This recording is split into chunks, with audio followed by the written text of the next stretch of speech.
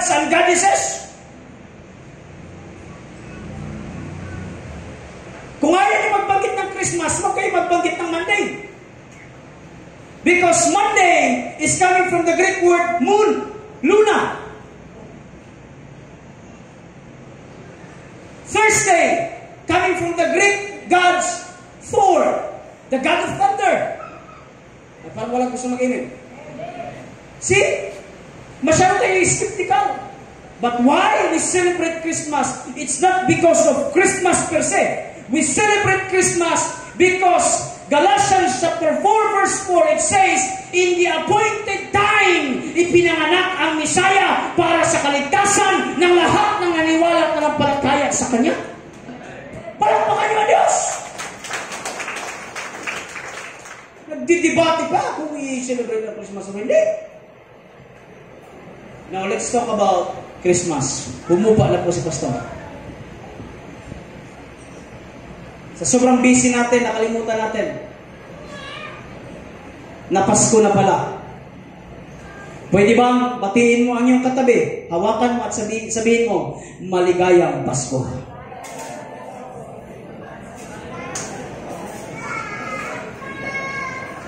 Kuya Elmer, mag-ingat ka sa pagtapik mo ng maligayang Pasko kasi ang kasunod niyan, regalo. Okay? Hallelujah. God is good! And all the time. Yung nasa likod pa, arinig ba kami dyan? Lord? Ha? Praise the Lord. Let's talk about Christmas. By the way, si Papa na official lang magpasalamat, pero in the meantime, magpasalamat po ako sa tao na ginamit sa ating ilaw. Palakpakan natin ang kanyang buhay, ano? Yung pinakamalakas, mga minamahal, mga kapatid. Actually, kulang pa yan, pero kung ano nandyan, pasalamatan natin. Ano? Praise the Lord, ano? Ang ganda po para sa akin, mas nakikita ko kayo. Mas nakikita ko kayo. At ito yung maganda na ilaw para sa akin. Ano? Para sa akin, hindi siya nakakasilaw, hindi siya masakit sa mata. Praise the Lord. At talagang, pero, kasi may problema, Kuya Nix. Okay, nabanggit na tuloy kita. Simula nung kayong dalawa yung may kasalanan dito eh. Simula nung lumiwanag ang dito, dumilim naman dito. So parang kulang. So kailangan i-enhance natin yung stage natin kasi lumiwanag na dyan eh. Pero I could not ask for more. Ang inyong kabutihan sa pagbabahagi ng ganitong mga ilaw ay sobra-sobra na. Kaya one more time, palakpakan natin ang Panginoon sa kanilang buhay. Don't worry, I will not take long. I will not take long. So, mga siguro 12:30 tayo matapos. Okay lang? Okay lang? Amen? Amen yan. So, Isaiah, sige. Ate?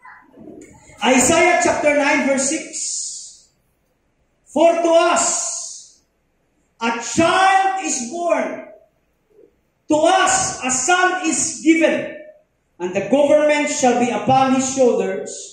And his name shall be called Wonderful Counselor, Mighty God, Everlasting Father, Prince of Peace. Lahat tayo mo po at manalangin. Aming Ama, aming Diyos, salamat po, Panginoon God. Thank you for the wonderful day na inilagak niyo po at ibinigay sa amin. Ito ay hiram lamang o Diyos ng mga araw. Thank you, God. And Lord, sa umagang ito, pag nilay-nilayan namin, O Diyos, na Lord, meron pong ipinangako, Panginoon Diyos, na anak mo, Panginoon God, upang sino mang maniwala, manampalataya, managsisi, ay bigyan mo ng buhay na walang hanggan. Salamat, Panginoon Diyos, sa pangako na ito na natupad, Panginoon God. At kaya po kami, O Diyos, ay nakaranas ng kaligtasan because of your Son, Jesus Christ. Lord, sa oras na ito, dalangin ko po, Diyos, as we commemorate, Panginoon God, your birth date, Panginoon Diyos, dalangin ko, God, na ikaw ang mangusap sa bawat isa. Pagpalain niyo po ang iyong mensahe, Panginoon God. Huwag niyo po itong hayaan na ito, Diyos, ay mawala, Panginoon God. Kung hindi ito, Diyos, ay mag-rema, mag-mold, mag-transform sa aming mga buhay, Panginoon God. Lord, we thank you. We glorify your name.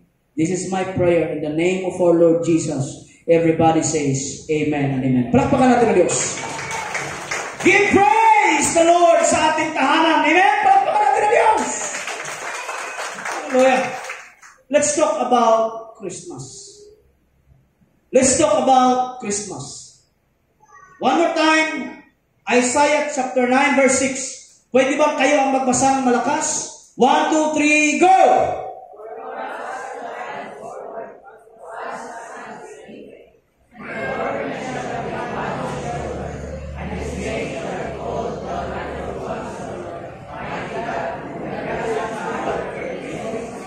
So what? Let us talk about Christmas. Number 1, for to us the child is born.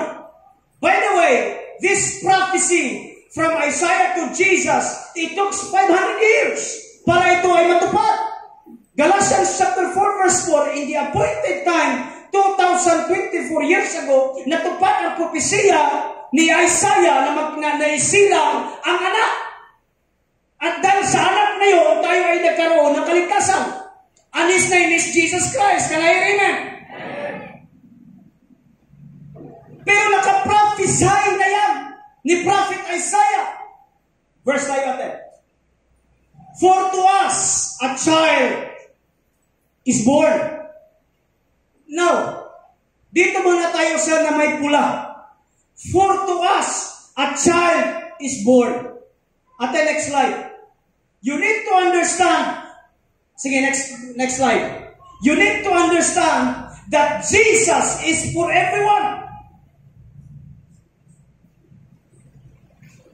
Si Jesus ay para sa lahat. But salvation is only to those who believe and make Him Lord and Savior. Ay para mahinang amen. That's why, sabi ni Prophet Isaiah, for to us. Para kanino? Para sa lahat. Si Jesus ay para sa lahat, pero ang kaligtasan ay hindi para sa lahat. Amen. Let me break your heart. Ang kaligtasan na meron ka ay hindi kaligtasan ng iyong papa. Sapagkat ang kaligtasan, hallelujah, ay tangi at natatangi lamang sa mga tao na tumanggap sa ating Panginoong Jesucristo. Mahinang amen. Oh, for to us a child is born. Now let me tell you, ang salvation, it is a gift or not? Salvation, it is a gift or not? Now let me tell you mga kapatid, the gift of salvation ay para sa Diyos lamang kung hindi mo ito tatanggapin. Mananatili mga kapatid, kung ako nagbigay ng regalo kay Maverick, mananatiling akin kung hindi niya tatanggapin. Oh, kalahin na. Ganon din sa atin. Ang kaligtasan ay mananatili na kaligtasan lamang sa Diyos kung hindi mo ito tatanggapin. Sa lahat po ng mga tumanggap kay Kristo ay taas ang kamay. Therefore, Jesus is for you. Jesus, di ba may kanta tayo? Jesus is in me and Jesus is in us, for He loves us. Now, mga igsoon, mga kapatid, anong pangalawa?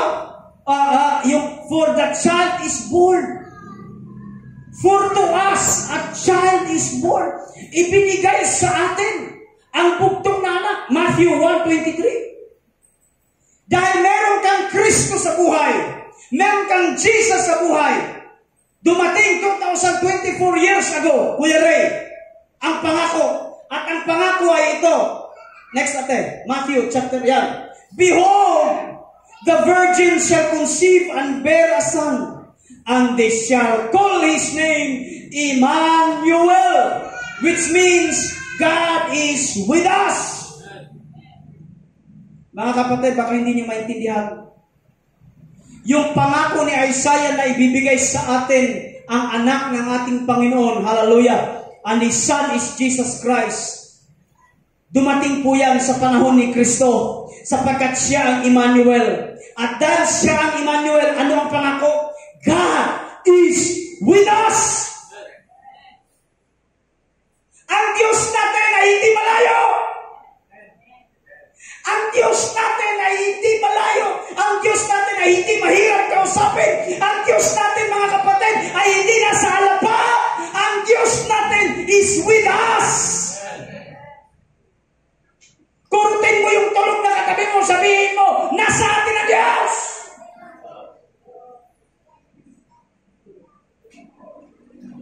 God is with us.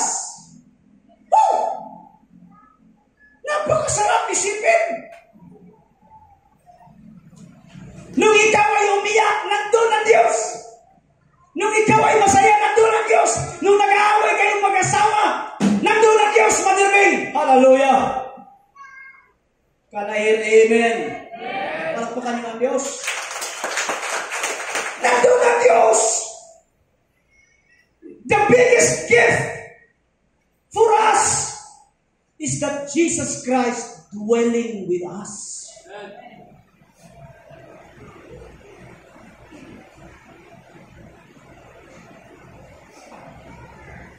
Sa mga may anxiety, kaysa sa magbayad kayo dun sa psychiatrist, pakapihin niyo na lang kami mga pastor. Kausapin niyo kami at ibibigay namin. Ipaunawa namin sa inyo na kung ang mundo, kung ang boyfriend at girlfriend kayo, maghihiwalayan kayo katulad ni Maris at ni Anthony. Stilan. Damay pa. Maghihiwalay ang tao kahit mag-asawa. Kaya si Alan Jackson, I love his song, country music. Remember when, all the time. Alam niyo yun? Ako lang pala matanda dito. Nung namatay ang kanyang asawa, remember when? Mag-asawa, sa mga mag-asawa, may mamamatay talaga dyan. Pero tandaan po ninyo, hanggat ikaw ay humihinga, kailanman hindi ka iiwan ng Panginoon. Ay, Diyos, palakpakan niyo ang Diyos. Ang yawa yun na. No, sa Bisaya ba, yawa yun yung yawa. Pwede. Bakit? Binubulungan ka palagi na, ikaw lang nag-iisa, mahina ka, mamamatay ka na sa sakit, lagnat kang yan, mamamatay ka na. Grabe. Pasti lang. Pero if you hold the promises of God, in Matthew chapter 1:23, na isinilang ang Panginoong Jesucristo at tatawagin mo siyang Emmanuel, which means God with us. Kasama natin ang Diyos.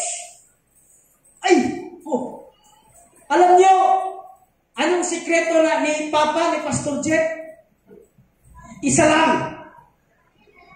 Pinanghahawakan namin na sa gitna ng aming kasakitan, nung na-stroke, ako din na-stroke.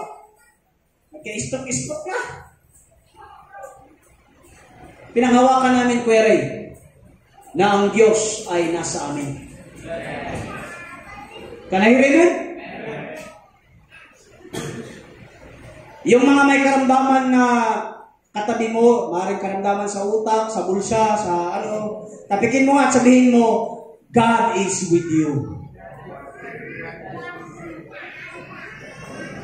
Sige ate, next verse, John 14:17. He is the Holy Spirit who lives into all truth. The world cannot receive Him because it isn't looking for Him and doesn't recognize Him. But, you know Him because He lives with you now and later will be in you. The Holy Spirit lives in you. You know, the famous footprints in the sand. Lagi kong ulit-ulitin sa inyo. Habang kayo naglalakad with Jesus, apat ang paa. Along the way, natakot ka kasi dalawang paa na lang. Jesus, saan ka na? You know, here's the twist. Ang sabi ni Jesus, oy, Brother Nico, yung paa na nakikita mo, hindi mo yan paa. Paa ko yan kasi buhat-buhat kita. Palakpakan ng Diyos. The Holy Spirit lives with us. That is the biggest gift that Jesus Christ offered to us. Kaya nga ikaw nakaupo ngayon dyan because of the Holy Spirit. Can I hear it? Pangalawa, to us a son is given.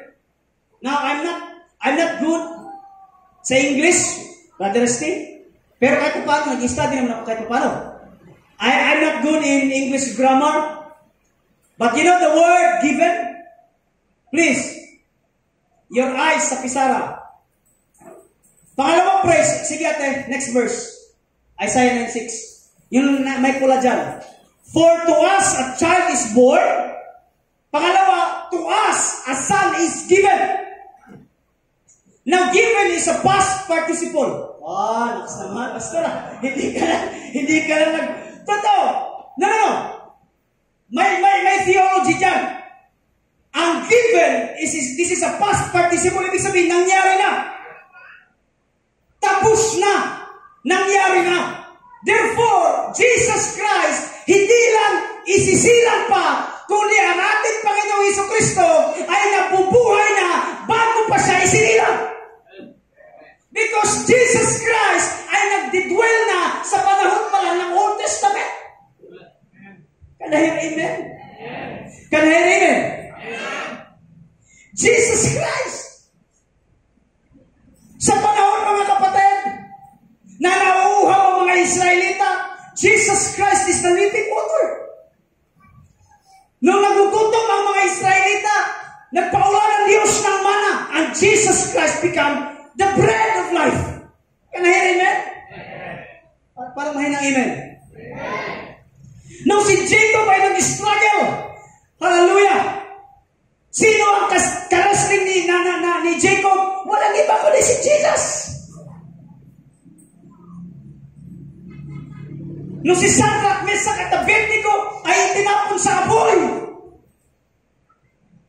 Nung pagtapon, 3 lang sila. Pero nung nasa apoy na 4 na sila. Sino yung pang-4 na yan? Si Jesus. Can I hear amen?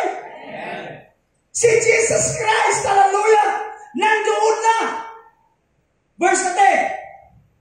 Jesus Christ is the same yesterday, today, and forever. Revelation 1:8. I am the Alpha, the Omega, the beginning and the end, says the Lord.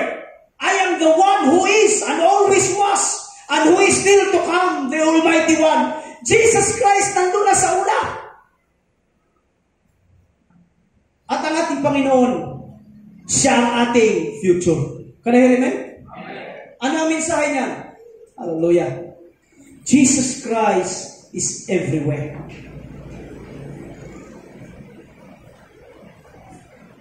Nung ikaw ay baon sa utang, nandun si Jesus. Nung ikaw ay umiiyak, nandun si Jesus. Nung ikaw ay lumuluha, nandun si Jesus. Nung nag-struggle kayong mag-asawa, nandun si Jesus. Nung ikaw ay may sakit, nandun si Jesus. Hindi ka iniwan ni Jesus. Kurutin mo yung katabi mo, sabihin mo, hindi ka iniwan ni Jesus. Talagang kinurot siya. Nung kahit ikaw ay galit, hindi ka iniwan ng Panginoon. What a beautiful picture na ang Diyos kailanman hindi nang iwan sa atin. Palakpakan yung Diyos. Kasi kung iniwan tayo ng Panginoon, wala ka na rito. Nasa impyerno ka na. Pero dahil mahal ka ng Diyos at hindi ka iniwan ng Diyos, ikaw ay isinalba. Tapikin mo katabi mo, sabihin mo, isinalba ka ng Diyos. Come on. Naku, naiinis ako eh. Dahil, amen? Nung panahon, mga kapatid, na mataas ang dugo mo, nandun si Jesus. Nung ikaw ay may vertigo, nandun si Jesus. Nung si Papa ay nag-collapse, si Jesus ay nandun sa puno ng yung puno dyan. puno ng natsir, ano yun? Palm tree. Palm tree.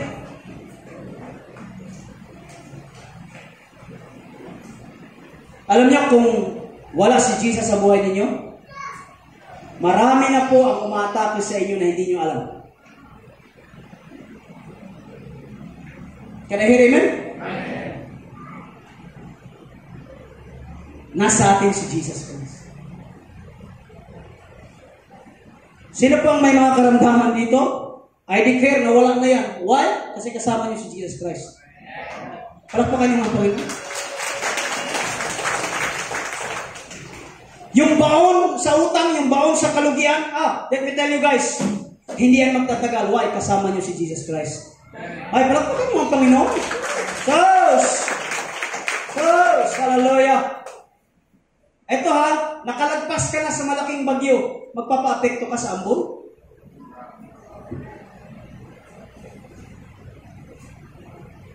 Dumaan ka na sa bagyo, typhoon, signal number 5, Yolanda. Tapos ambon, iiyak-iyak ka? My goodness. Hindi ka ganyan. Kasama mo, Anish. Ano mo? For to us, a child is given. Now, ask yourself, seryoso ako, habang kayo nakaupo ngayon, kung wala si Kristo at hindi nag-intercept ang Panginoon, adik ka na siguro, natukhang ka na, lulong ka na sa klase-klaseng mga sugal at bisyo. Pero glory to God, nag-intercept ang Diyos sapagkat nandun na ang Panginoon at sasabihin sa iyo at sinabi sa iyo, oy, mas mahal kita kaysa sa mga anumang merong bisyo sa iyo. Amen? Naalala ko sa isang kwentuhan namin ni Brother Rico. Sabi niya sa akin, Pastor, siguro kung wala akong sakit, wala akong sasayon. Sabi ko, nung kaya nga ikaw nagkasakit, kasi sinadya yan ng Panginoon para makorner ka. Kasi sometimes, hindi mo hahanapin ang Diyos kung hindi ka makukorner ng Panginoon. Because minsan, dinadala ka ng Diyos sa corner para wala ka ng ibang malapitan at wala ka ng ibang makausap, kundi kung sino ang nag-corner sa'yo. Amen. And take note, behold, Jesus Christ is a great healer. Inalaw niya lang na magkasakit tayo. Pero tandaan mo, He holds the healing power. Palakpakan niyo ang Diyos. Marami dito, maraming naghiwalay ng asawa, naghiwalay ng boyfriend, ng shota, ng jowa. Inalaw ng Diyos yun. Patikin mo katabi mo, sabihin mo, walang forever.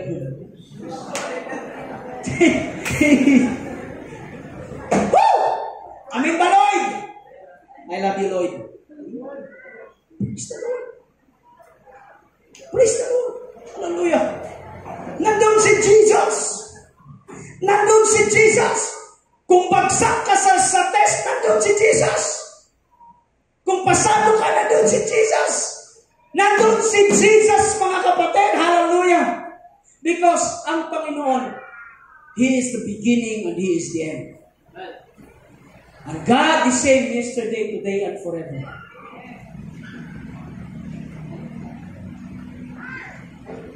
One more time, yung nasa yung kaliwa, tapikin mo, sabihin mo, nasa iyo si Jesus.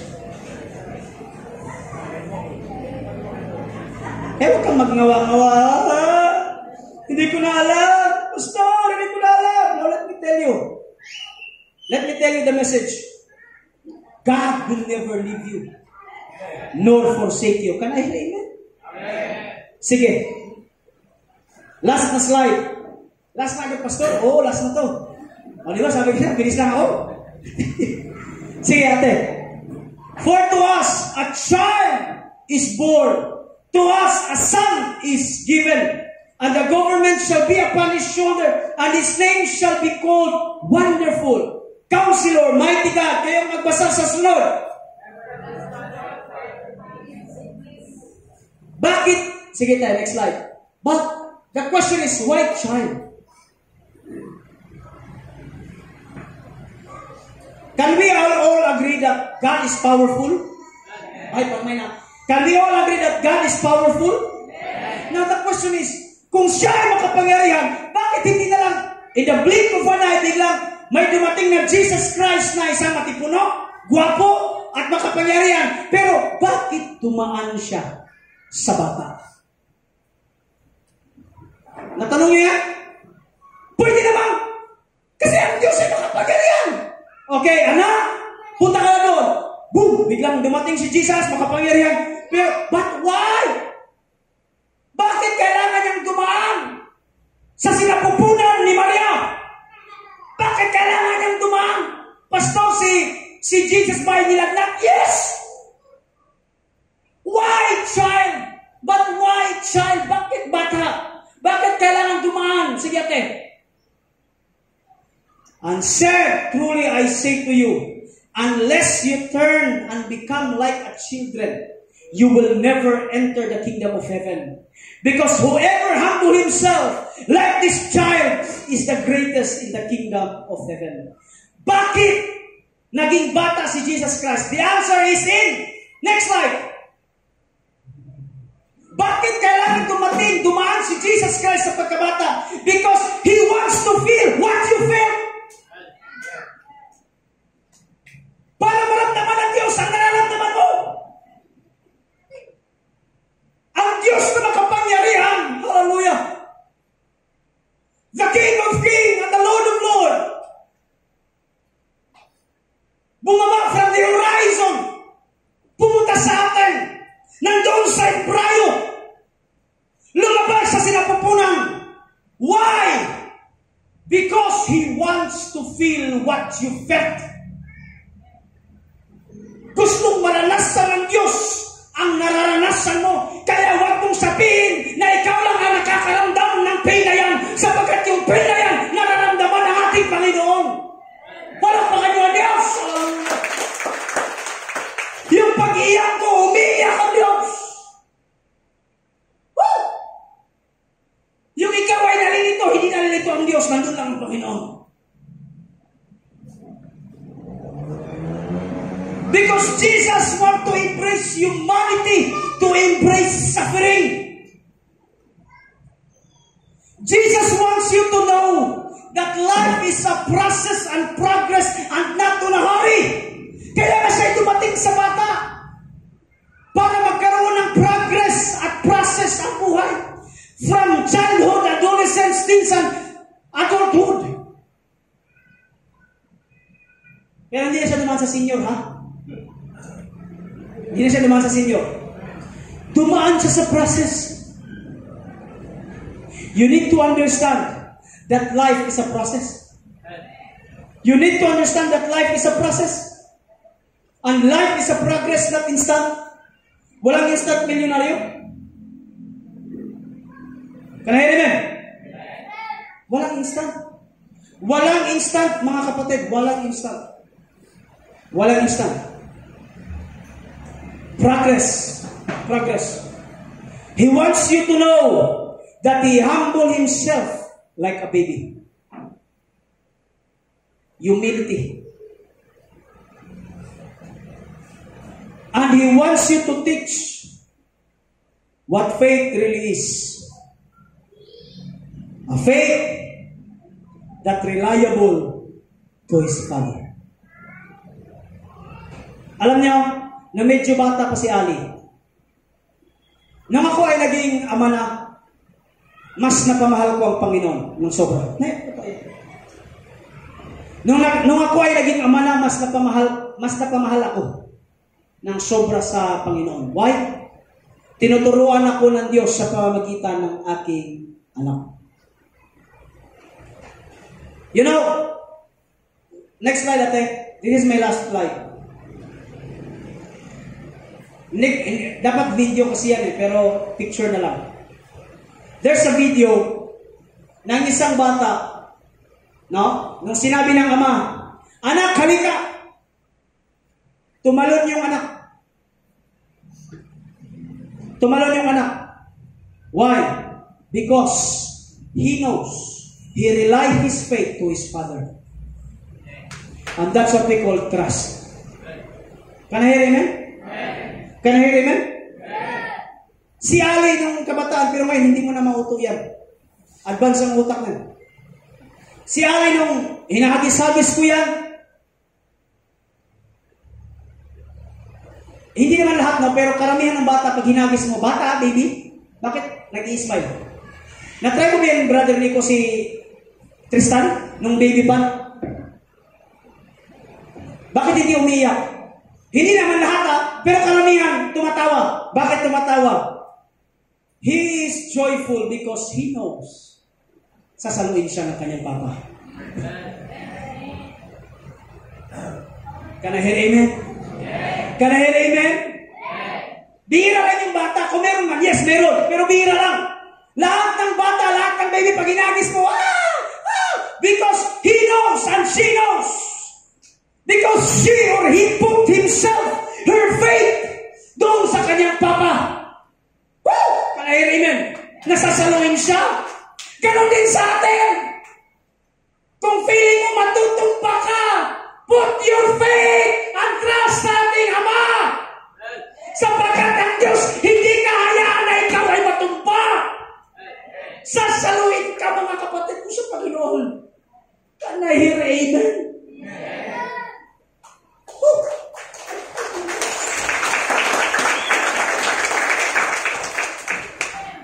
He wants you to teach what faith really is. Reliable to his Father. Saan kayo nagre-rely? Sa sarili yung dulo? Saan kayo nagre-rely? Sa doktor? Hindi ko sinasabing masamang doktor. The doctor, tinulungan niya ng Diyos. But let me tell you, physical reality must back up from your spiritual reality. Nagkasakit ka, gusto mo agad ng medical? Hindi ka nagpipray? Why not try to pray first? Can I hear amen? Now here we go, guys. Be like a child. Ibalik mo nga yung verse, okay? Yan na. Be like a child. Whoever, ito nga, I say, unless you turn and become like children, you will never enter the kingdom of heaven. Kasi ang mga bata, nagre-rely yan sa kanyang mga magulang. Dito ako magtatapos. Saan kayo nakarely? Sa kayamanan ninyo? Sa negosyo ninyo? Sa trabaho ninyo? Sa asawa ninyo? Sa jowa ninyo? Now let me tell you, mag-rely tayo sa ating Panginoon. Palakpakan niyo natin.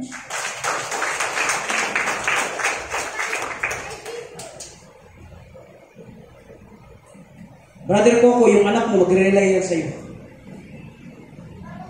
Mag-rely yan sa'yo. Katulad ng mga anak, mag-rely sa kanilang ama. Tayo bilang mga anak ni Kristo, mag-rely tayo sa ating Panginoon. Amen?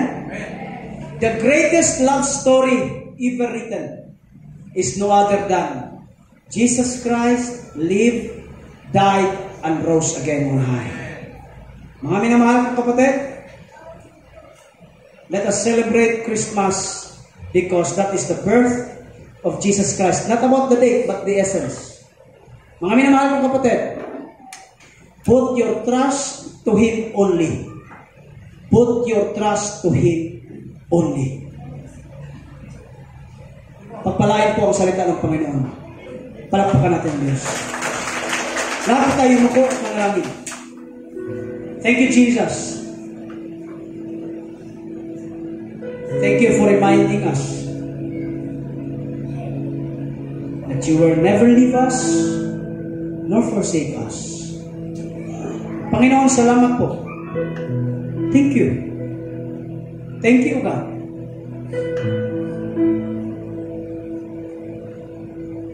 Naintindihan namin ng Diyos na na hindi mo pala kami iniwan. Hindi mo pala kami pinabayaan, Diyos. Na ikaw ay kasama namin, O God. Kasama namin, Panginoon. Father, we love you. We love you, Jesus. Lord, sa aming pag-alis maya-maya, bawahin po namin ang mensahe, O Diyos, na ikaw pala, O Diyos, ay hindi nang iiwan sa amin. Na Lord, kasama pala namin kayo, O Diyos, even though in our struggle, even we are in the midst of suffering. Thank you, Jesus. Thank you for reminding us, O God. Lord, pagpalain niyo po ang lahat na nandito, lahat ng individual na nandito, O Diyos. We love you, Jesus. We love you, Holy Spirit. Salamat po, Panginoon. We put our trust, everything to you, Lord. Ikaw na po ang bahala sa amin, Diyos. This life is yours alone, Panginoon. Pagmamayari mo na ito, Panginoon. Salamat po. Ito po kami dalangin sa pangalan ng Jesus. Amen and amen. Palapakan natin, Diyos.